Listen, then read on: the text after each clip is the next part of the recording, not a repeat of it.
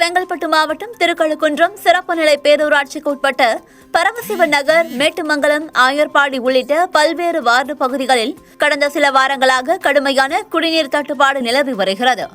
கோடை வெயிலின் தாக்கம் மற்றும் போதிய மழையின்மை காரணமாக இப்பகுதியில் உள்ள ஆழ்துளை கிணறுகளில் நிலத்தடி நீர் முற்றிலும் வற்றி போனதால் பொதுமக்கள் ஒரு குடம் தண்ணீருக்காக பல கிலோமீட்டர் அலைந்து திரியும் அவல நிலை ஏற்பட்டுள்ளது.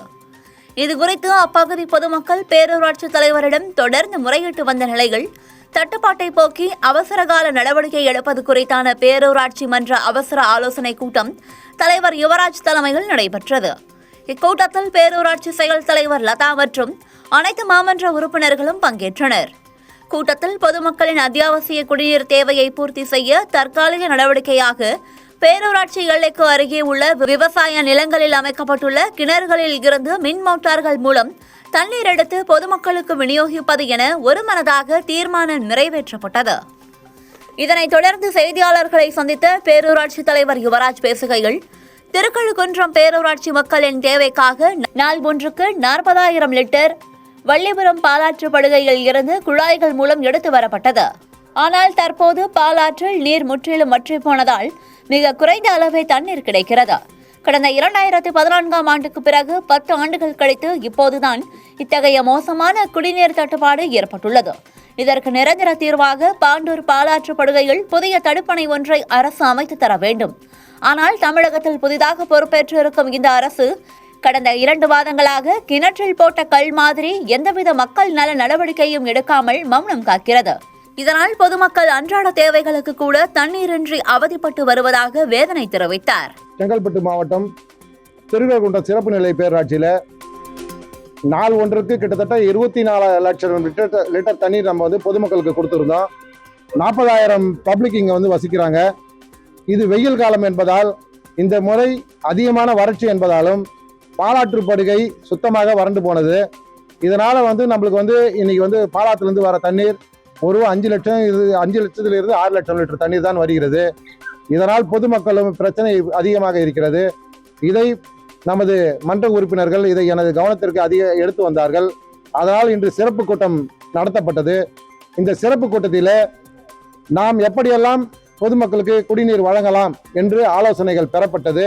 அந்த ஆலோசனைகள் பேரில் நம் திருக்கழுக்குன்றம் பெரிய தெருவின் பின்புறம் உள்ள விவசாய கிணற்றிலிருந்து ஏற்கனவே 2014 குடிநீர் எடுத்தோம். அதுபோல இந்த முறையும் குடிநீர் நாம் எடுக்க வேண்டும் என்று தெரிவித்தார்கள். அதையே தீர்மானமாக நிறைவேற்றினோம்.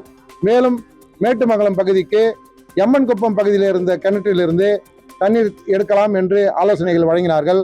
அந்த ஆலோசனையும் இந்த பேரூராட்சி நிர்வாகத்திலே இன்று மன்ற கூட்டத்திலே நிறைவேற்றப்பட்டது. 18 கவுன்சிலரும் இன்று ஒன்றாக இருந்து இந்த கூட்டத்தை இந்த குடிநீர் தட்டுப்பாட்டின் போக்குதல் கூட்டத்தை இன்று சிறப்பாக நடத்தி தந்திருக்கிறார்கள். மிகுந்த ஒத்துழைப்பை கொடுத்து இருக்கிறார்கள். இன்னும் ஒரு வார காலத்திற்குள் இந்த பணிகளை முடித்து பேரூராட்சியில் எப்போதும் உள்ளதை போல குடிநீர் வழங்க தயாராக இருக்கிறோம். அது மட்டுமல்லாமல் எந்த பகுதியில் தண்ணீர் அதிகம் தேவைப்படுகிறதோ அங்கு டிராக்டர் மூலம் குடிநீரை அளிக்க நாங்கள் தயாராக இருக்கிறோம். நமது மன்ற கூட்டத்திலே அந்த தீர்மானம் நிறைவேற்றப்பட்டது.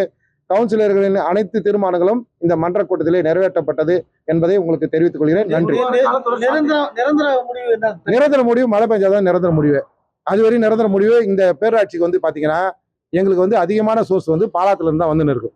இப்ப நீங்க பார்த்திருப்பீங்க, கிட்டத்தட்ட பாத்தீங்கன்னா மணப்பாக்கத்துல இருந்து இந்த பாலாறு எங்க இருக்குதோ அதுவரை இதுவரை காணாத வறட்சி. அதாவது நாங்களே எத்தனையோ தடவை கவுன்சிலராக இருந்திருக்கேன். ஆனா இதுவரை இந்த வறட்சியை நாங்க பார்த்தது இல்லை.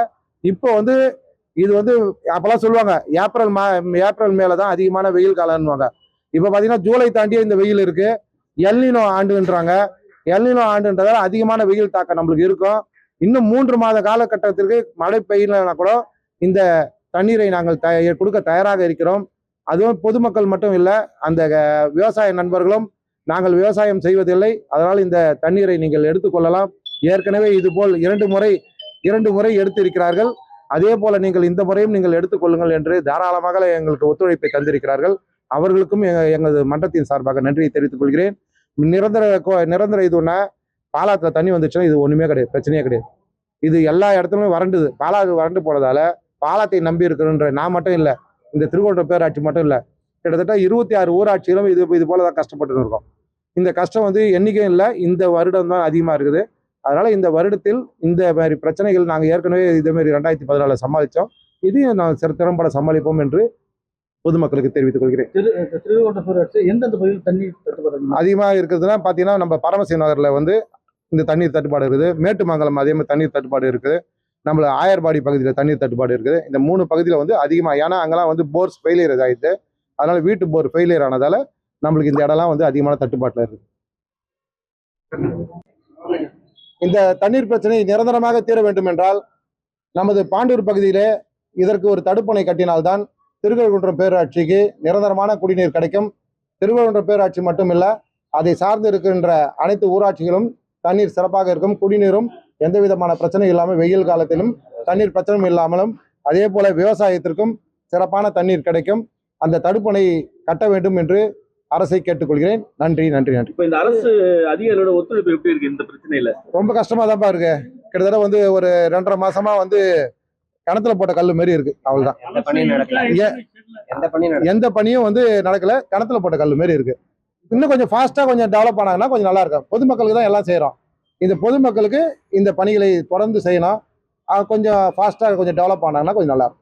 அந்த பாலாற்றுல தடுப்பணை கேட்குறீங்க. கூட்டு குடிநீர் திட்டம் எதனா? கூட்டு குடிநீர் திட்டமே தேவையில்லை. திருவண்ணாமலை பேராட்சியை பொறுத்தவரையும் கூட்டு குடிநீர் தேவையில்லை. நல்லாவே செயல்படுத்தின்னு இருக்கு. இந்த தடுப்பணை கட்டினாலே போதும், நிரந்தரமான தண்ணீர் பிரச்சனை நீங்கிவிடும். நன்றிப்பா.